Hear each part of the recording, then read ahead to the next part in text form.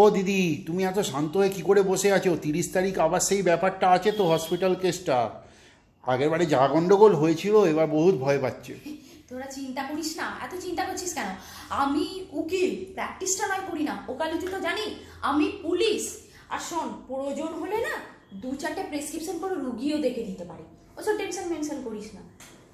কি জানি চেয়ারটা নড়ে গেল নাকি? চেয়ার নড়ে গেল? চেয়ার মেয়ার মনে হয় আমার নড়াতে কেউ পারবে না। চেয়ার আবার কি নড়বে? Chair pair নড়েনি।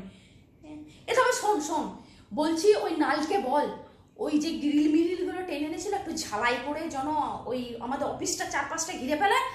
আর ওই অংশুকে বল ওই অফিসের কাছে 2টো ব্রিজ আছে, ওই বালিগুলো রাখা ছিল, ওগুলো ব্রিজে একটু গাদাই করে দিতে। কিচ্ছু হবে না, চিন্তা করিস না, কিচ্ছু হবে না। আর শোন, বেশি যদি কিছু হয় চলে যাব গিয়ে ওই যে কি যেন বলি, ওইসব জাস্টিস ফাস্টিস, হ্যাঁ ওই জাস্টিস ফাস্টিসের ঘরের সামনে সেই পুরনো টেকনিক ধর্নায় বসে যাবো। আর তোরা আছিস, তোর পেছন থেকে একটু জুস ফুস দিয়ে দিবি আমাকে, ব্যাস খেলা পথে, কিচ্ছু হবে না। যা টেনশন করছে। আরে নমস্কার, আরে দিদি জিও, যুগ যুগ জিও। টেনশন করছে।